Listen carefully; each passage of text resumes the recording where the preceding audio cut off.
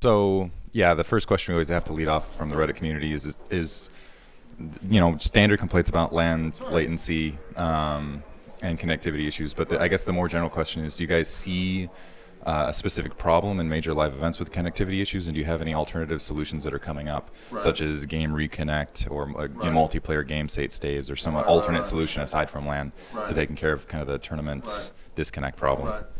We have seen, you know, some issues in some of the tournaments, and we're always very distressed when we see that, and we're always looking for solutions along those lines. We'll definitely be talking about those more and more. I can't promise you anything, I'm sorry to say. You know, some of these things are pretty big engineering tasks for us, and some of them may even be impossible for us to do at this state. But we're always looking at that stuff. We are happy to see that the tournament guys are getting their hardware together better, they're understanding the problems better, and they're doing a better job at it. And we ultimately hope that the tournament organizers are able to tackle this for us in many ways. But we're always looking for solutions, and we'll keep doing everything we can. But I'm sorry to say I don't have a great answer for you. I can't say definitively on this day we have this fixed and it will be awesome. That would be the right answer that you guys would want, right? That would be the answer that would work for you.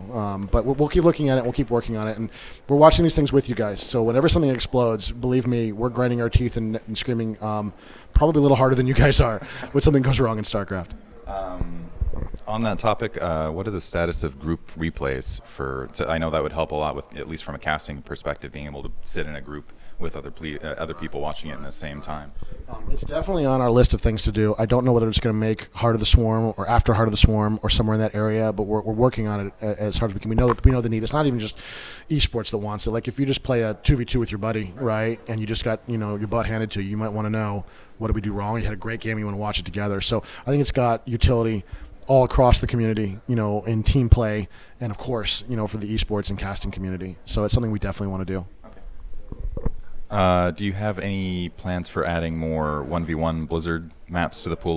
Like we saw Tal'Darim Altar go into the pool from kind of the community tournament status. Or do you have any other plans to move any more community or tournament maps into just the flat Blizzard pool? Sure. So we're always looking at the community maps and trying to see the ones that will work best, for our ladder players.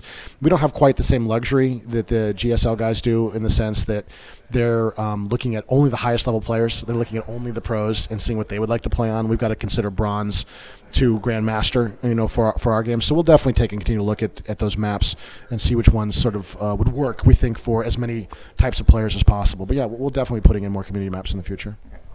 Do you guys have any plans to add some more statistics, like specifics like ZVT or how good you are at missing your injects or something like that? I don't know which ones. We are planning a revamp of the score screen for Heart of the Swarm, which hopefully we'll want to do a couple things with it. We want to make the front page a little less of a spreadsheet. We're going to make the back pages a little bit more of a spreadsheet, right? So right now you get it, and it's kind of like, it's just kind of this nasty thing. But sometimes you want that, right? And so we want to try to do a better job on the design on that. We've had plans for that score screen, for months before we released, that have never fulfilled my fantasies for what that score screen could be. I think the design staff is in kind of the same place on it, art staff as well. So we have a bunch of work we want to do on that. I don't know exactly yet. I just saw some mock-ups, late last week that were showing some new stuff. But that's sort of the general idea right now, is try to provide a bunch more stats on the back end, at the same time provide a little less on the front end. So if you just want to get out of the game, you can kind of say, oh, roughly this is what I did. But if you really want to get into the details, you can. In addition, some more player stats is something we've been looking at. I'm not sure where those are at right now, or exactly what's going to make Heart of the Swarm. But we have talked about providing a lot more detailed stats. What map you're doing well on, what maps you're not doing well on, what matchups you're doing well on. All that kind of stuff would be really cool as a player to see. So some people have been asking about the possibility of changing the in-game clock to reflect real time instead of the slightly sped up time for casting and esports as well. Oh yeah, no, we totally agree. We built that. Yeah, that wasn't right. That's not working out. We need to change that. I don't know when I don't know when it's going to happen, but I know Alan DeBerry, who's sort of our lead BattleNet and UI guy.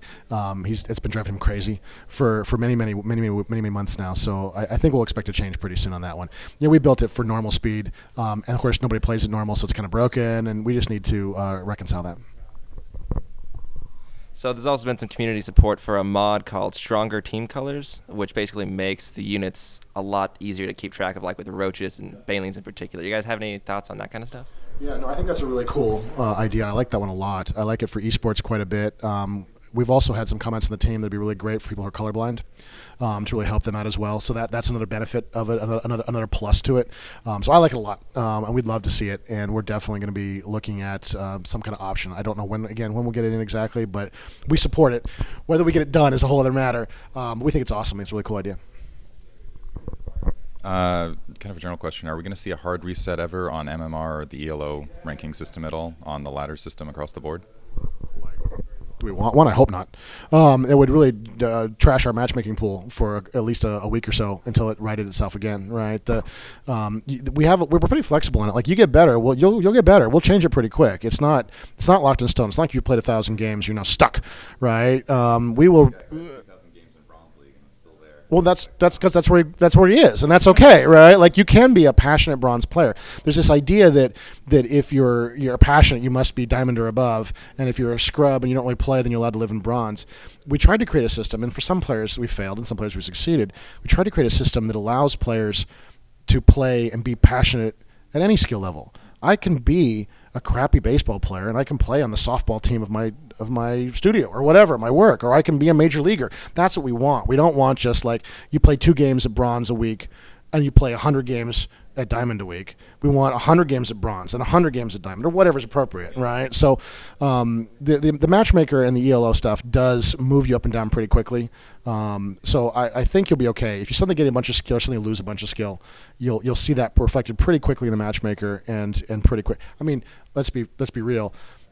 Maybe not quick enough for you. You know, a 6 or 7 game losing streak feels terrible, right? But we will reset you down to something reasonable, right? But you may have to go through a little suffering to get there. Kind of on a similar topic, there's the general consensus in at least the elites gaming community is that the EU ladder is above the US ladder and the Korean ladder is above the EU ladder. So it's kind of like the hierarchy where you have the Koreans at top, obviously, because they're the Koreans. And then EU is some degree below that, but then the US ladder is somewhere below that. So it's like we're at the bottom. Oh, you didn't know we were terrible. I was going to ask you if you had thoughts on that or for any reasons for that. I honestly, I did not know that we were terrible. That's too bad. Yeah, it could be any number of things, if it's in fact true, you know, which I don't have any proof of one way or the other. The only way to really know that for sure would be based on, I suppose, no, not even that. I was thinking, I guess you base it on the pros, but, you know, it's not really meaningful. The pros are so much above the ladder, it's ridiculous, right? The pros, there's this idea that Grandmaster is the pros. Even the pros, when they play in the Grandmaster League, are often, you know, 70-30 win percentages or better sometimes. They're beyond ladder. Right? Grandmaster is cool. If you're in Grandmaster, you can kick my ass. You're awesome. But it doesn't mean you're a pro, right? So I don't know how you even know which ladder was better. But if it's true, if that's the case, then I would only guess that it might be you know, some cultural changes. We certainly see this in Korea. They're centered around a single city, Seoul. It brings everybody together into a single powerful culture. They've been supported by esports so well for so many years. And they've got a culture of excellence when it comes to esports, which feeds itself and allows them to train one another and build great players. The U.S. is very spread out, even compared to Europe, you know, in terms of population density in many places. So it's possible, if that's the case, that the Americans, you know, are a little bit spread out, so they're not able to get together as much. You know, we've got great players in Los Angeles and 2 great players in New York and 3 great players in Chicago. And like, oh my gosh, how do we make this work? So maybe that would be a factor for the tournament play. But if it's just general ladder play, I don't know. The last time I checked, I think the Europeans were playing a few less hours a week than the Americans were. So I'd be so maybe they're getting more out of it, or maybe it's not accurate. I don't know. Sorry, that's not a great answer for you. No, I thought that was amazing considering. 3 minutes. So what units are you looking at currently in this current build of Heart of the Swarm that you think you're probably going to have to move because they're just going to break the game in a minute or two? What are the ones that are kind of on that teetering edge? Well, a lot of the units are on that teetering edge of things we don't know. When we approach this game, if we think too hard about the metagame and we get too worried about what we're going to break, we would add nothing. Right? If I go downstairs to the finals last night and think, what should I add? The answer is nothing.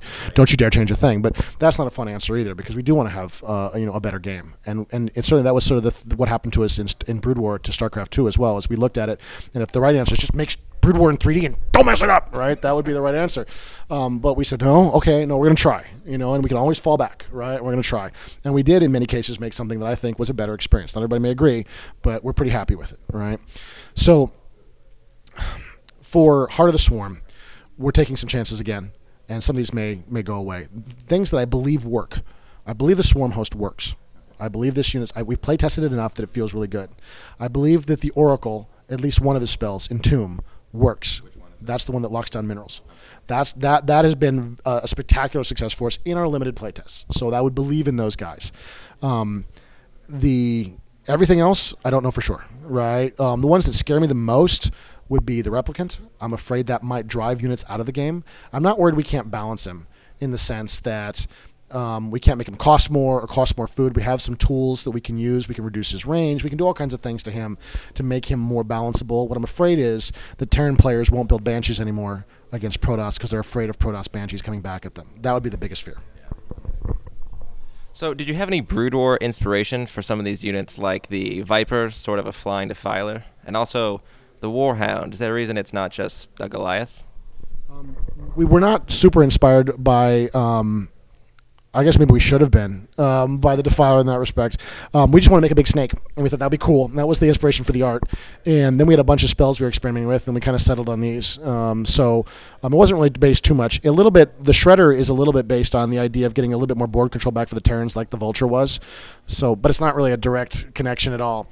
The Warhound is definitely one of our more work-in-progress units. That's a unit that's changed probably 3 times in the last month, and we finally said, you know what, we're going to BlizzCon. We'll go with that one, right? And we went with it. And if it turns into kind of an area effect Goliath, I can live with that. You know, that's okay. I don't know if we want to go back to the art or not. It looks kind of cool, but that's just an art choice at that point. I might just leave that up to the art guys, whether they want to go back to the Goliath or not, or keep, you know, the new looking art. But we'll see. The Shredder, pretty interesting unit with its non-overlapping field. Is there a reason that it's not a structure? Does it seem more balanced as a unit? Yeah, absolutely. We didn't want it to be a structure because we wanted to pull some food away from the Terran army. It was one of the big reasons. We wanted to spend food on it. We didn't want you to have an unlimited number of these things. That would be way more broken. And it's probably already really broken anyway. But and we need those hooks. We need the ability to crank up that food or turn it down. We need to be able to crank up the price and turn it down and know there's a limited number of those things out there to manage. So was there a particular Wings of Liberty unit that just totally drove you guys nuts from a balance perspective, where you just couldn't seem to get the balance on that particular unit right? And on that note, how did the removal of carriers come about, I guess? So units that drove us crazy, Overseer drove us crazy. He provides food, so we keep trying to put cool spells on him, and we keep taking them off. And we keep making the spells he has better, and then we keep nerfing them because he gives free. You can have an unlimited number of these things. It's not tenable. The design is flawed. There is no balanced solution to that unit. The design is flawed. The Thor was a lot of trouble for us, and we think got him to a pretty happy place. And we're seeing him some esport events, but he still kind of annoys us, right, for a lot of reasons, because he's such a big break point. He costs so much. It's very easy for him to be countered, or for him just to counter everything because he's just a single unit. And StarCraft's very much about an economy, you know, grinding away at the opposition. So those are probably the 2 biggest units that annoyed me the most. The Mothership never got a lot of play, but it was okay. Like, we were giving ourselves a few units that were for, you know, more goofy, fun kind of play style. You know, ghosts, nukes in the original StarCraft were kind of like that, you know, a little bit, until the very end metagame kind of worked. They got a little bit more play, but for a long time they were not very useful. So, but those were the 2 the big ones. And the Ultralisk, of course, has always been a battle just because of his pathing. You know, he has so much trouble getting in. I mean, I think he's like 600 health right now. Oh my God! And he still feels borderline, right? Like, he still feels like sometimes he's really good, sometimes he kind of sucks, right? You're like, and he's 600 health. How can that be, right? What, is he gonna go to 800 and it'll finally work? Like, that's insane. Like, if you have like a Void Ray trying to kill an Ultralisk now and he's in your base, it takes all day. It's a Void Ray, right? So he's always been a little bit of trouble for us as well. The Carrier is just a unit that. There's a couple things with the Carrier. I guess the biggest ones, we're just not seeing a lot of them, right? They see use at, you know, the occasional high-level game. They see more use at the mid to low-level games, 4v4. Sometimes we'll have big packs of Carriers. But it's not a unit that fulfills sort of a core role for the race. It doesn't counter a bunch of stuff that we'd like for it to counter. And so we're putting in a new area effect carrier, essentially, in the Tempest that can hopefully do these things. I suppose if we really want to, we could keep the carrier art and put a big splash weapon on him, and that would be kind of what we're doing.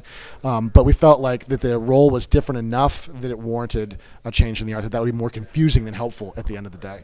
And since we're holding on to it, I think for most of us who are holding on to it are holding on it simply because it's iconic, I'd be willing to make the hard choice and say, hey, you know what? It had its day. It's cool. Maybe it'll come back another day. It's still in Wings. It's not out of the universe, right? But that the Protoss need something that can help them against some of these big, massive, you know, air threats. All right. Thank you very much. Cool. Thanks, guys. Yeah. Rocks are your. Oh. Hey, you are the czar of destructible rocks. Oh well, we have. I mean, in Heart of the Swarm, we're planning on maps that are nothing but destructible rocks. In fact, we're thinking there should be a fourth race that is the destructible rock race. Yes. It's a very slow playing race. It just crawls around the map. Actually, it didn't move. It just sort of sits there and just that's it. Yeah, They turtle pretty hard. Yeah, exactly. Transform into something too, like a bigger destructible rock. Oh, a bigger rock. I was gonna say nothing cool. It has to be another rock, right? Yeah, but it'd be a bigger rock. Absolutely, totally.